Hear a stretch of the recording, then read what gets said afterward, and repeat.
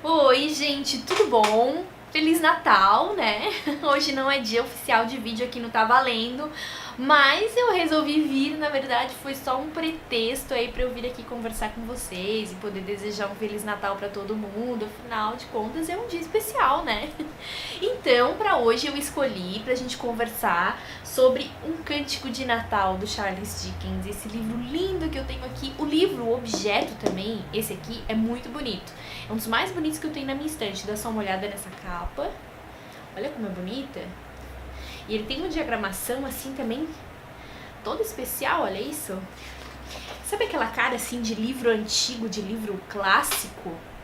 Dá pra ver direitinho? Acho que dá aí, né? Olha só, ele é lindo, lindo mesmo. Um dos mais bonitos que eu tenho aqui. Essa edição aqui, ela tem um cântico de Natal, que é a Christmas Carol, em inglês, muito conhecida, né? E outras histórias.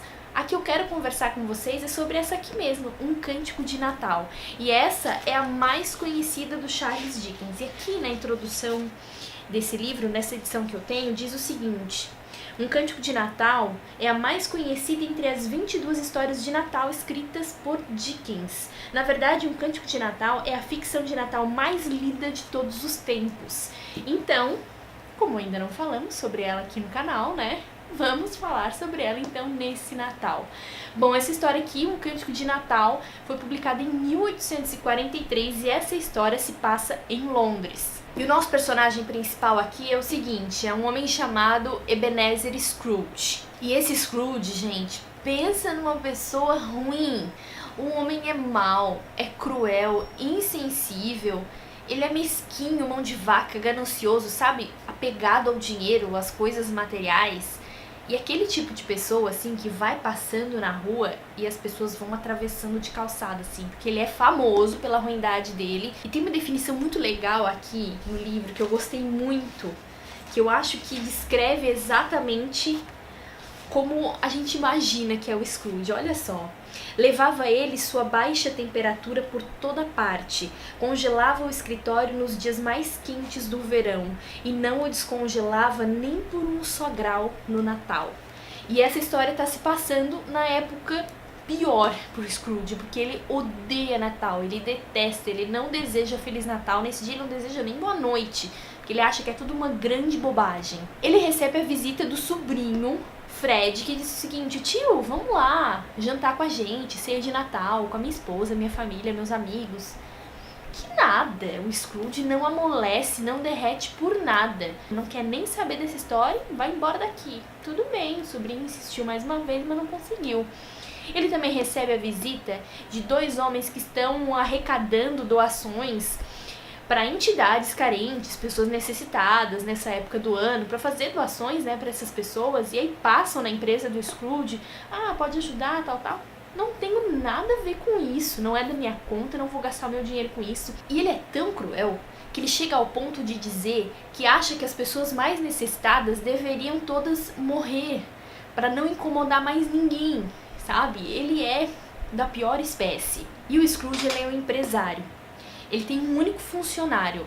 E o homem, gente, no frio que tá fazendo aqui, ele é obrigado a se aquecer com uma chaminha de uma vela, um negocinho pequeno de uma vela.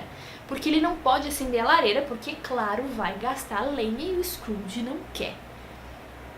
O Scrooge, trabalha ele e o funcionário, mas ele tinha um sócio.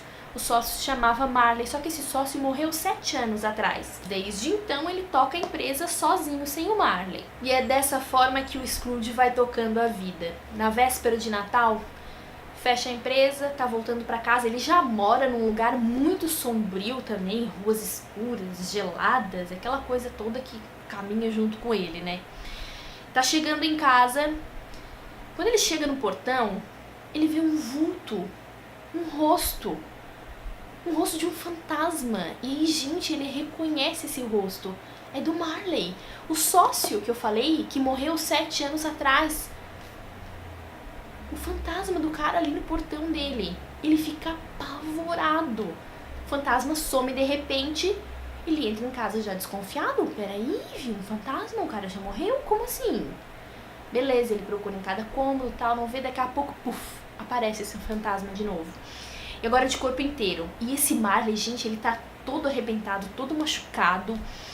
E ele tem uma coisa muito interessante, que ele tá todo acorrentado e nessas correntes, nas pontas, ele carrega chaves, cadeados, cofres e livros de contabilidade. Por quê? Porque o Marley era ganancioso e apegado ao dinheiro exatamente como é o Scrooge.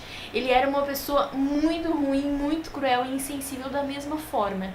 Ou seja, depois da morte, o destino dele era vagar eternamente carregando todas aquelas coisas das quais ele se cercou em vida. E aquela aparição daquele fantasma, daquela alma penada ali, deixa o Scrooge simplesmente aterrorizado. Ele fica apavorado. E aí o Marley fala pra ele o seguinte: ó, tá vendo o meu destino, o que eu tenho que fazer agora? Ficar vagando por aí, nesse sofrimento todo? É a mesma coisa que vai acontecer contigo. Esse aí também é o teu destino, Scrooge, falou pra ele. Só que o Marley disse o seguinte: o Scrooge teria uma nova chance, uma nova oportunidade de fazer diferente para ter um destino diferente lá na frente, depois da morte. Só que ele diz assim, ó, tem uma condição. Para isso, tu vai ter que receber a visita de 3 fantasmas. Um fantasma do Natal passado, um fantasma do Natal presente e um fantasma do Natal futuro. A partir desse momento, gente, a gente embarca com o Scrooge numa viagem no tempo, porque o primeiro fantasma que aparece para ele é o fantasma do Natal passado e leva o Scrooge direto para a infância. Ele volta na cidade onde ele nasceu, na escola onde ele estudou, os conflitos com a família quando ele era criança, a primeira desilusão amorosa, e a gente começa a acompanhar os indícios, né, de onde começou toda essa maldade, toda essa ruindade do Scrooge. Cada fantasma aparece de uma forma diferente. Esse primeiro veio em forma de um velhinho, bem pequenininho, baixinho. O segundo já veio em forma de um gigante. E esse gigante carregou o Scrooge para dar uma voltinha pela ceia de Natal de algumas pessoas. Primeiro, o funcionário dele. Ele viu o seguinte: família alegre, unida, reunida ao redor da mesa, apesar de o pai ganhar tão pouco, porque o Scrooge é mesquinho, né? Mão de vaca, paga muito pouco pro funcionário. Apesar disso, eles são felizes. E o mais impressionante de tudo é que na hora do brinde, na ceia de Natal, eles se lembraram do Scrooge e com carinho desejaram que ele tivesse uma noite feliz. Ele percebe que apesar de todas essas dificuldades, e tem mais uma ainda, o filho desse funcionário é muito doente, tem uma doença muito grave, mas nada disso impede que eles comemorem o Natal, que eles sejam felizes juntos, que eles valorizem a presença um do outro e ainda que pensem no Scrooge, mesmo ele sendo tão cruel e tão carrasco. Esse segundo fantasma levou o Scrooge também para dar uma visitada na ceia do sobrinho Fred. Ele vê o quê? O sobrinho junto com a esposa, com os amigos, com familiares, todos rindo, bebendo, comemorando, fazendo brincadeiras. E o que? Na hora do brinde também, o sobrinho lembrou dele com carinho e desejou que pelo menos algum dia na vida dele ele fosse feliz. E aí, gente, é muito bonito, assim, porque a gente consegue ver uma transformação acontecendo na vida do Scrooge, sabe? Uns primeiros sinais, assim, de vergonha. Ele se enxerga, ele se vê, começa a ver os próprios erros. Ele começa a sentir vergonha dele mesmo e ele começa a sentir arrependimento. Só que o negócio não vai melhorando pra ele não, porque ele recebe a visita do terceiro e último fantasma, o fantasma do Natal futuro. E aí, assim, é uma figura tão tenebrosa que esse fantasma, ele nem fala com ele nem conversa nada com o Scrooge como os outros. Ele é só uma figura horrível, tenebrosa, fica dentro, escondida numa capa preta, assim, só aparece uma mão, assim, pra fora, apontando pra onde o Scrooge tem que olhar, sabe? É horrível, porque esse fantasma traz o futuro do Scrooge e para onde a vida dele e as atitudes estão encaminhando ele. E a partir daí, claro, eu não vou contar o final da história, porque para descobrir, para ter graça, você precisa ler, né? Você precisa descobrir sozinho aqui o que acontece. Eu só vou dizer o seguinte, é uma história bonitinha de Natal, mas também é uma história de fantasmas, super legal de acompanhar. E o mais importante de tudo isso é uma grande crítica social, especialmente uma crítica para aquela sociedade da época, publicada em 1843, lembra? uma alfinetada do Charles Dickens em pessoas que viravam o rosto, que recolhiam a mão, que não assistiam os mais necessitados, uma cutucada por causa da falta de empatia, falta de generosidade, falta de amor ao próximo. E tudo isso a gente sabe que se aplica aos nossos dias de hoje também.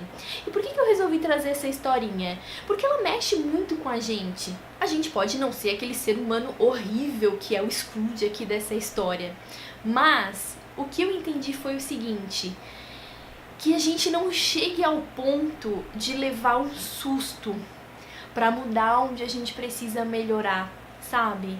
O Scrooge precisou de um grande empurrão aqui, um fantasma que deixou ele aterrorizado. Que a gente não precise desse empurrão, que seja uma coisa genuína, que seja uma coisa que surja fácil, que flua de dentro da gente, sabe? Essa demonstração de amor, de carinho, de generosidade e de atenção com aqueles que mais precisam, especialmente nessa época que deixa todo mundo um pouco mais sensível. Então, fica aí a minha sugestão para hoje, Um Cântico de Natal, do Charles Dickens, um livro maravilhoso que não necessariamente deve ser lido só no Natal, aqui, porque é bom a gente ler o ano inteiro, né? Charles Dickens é maravilhoso, essa narrativa é muito gostosa de acompanhar e é uma história bonita, tem aquele quê de suspense e também super atual, vale para qualquer momento.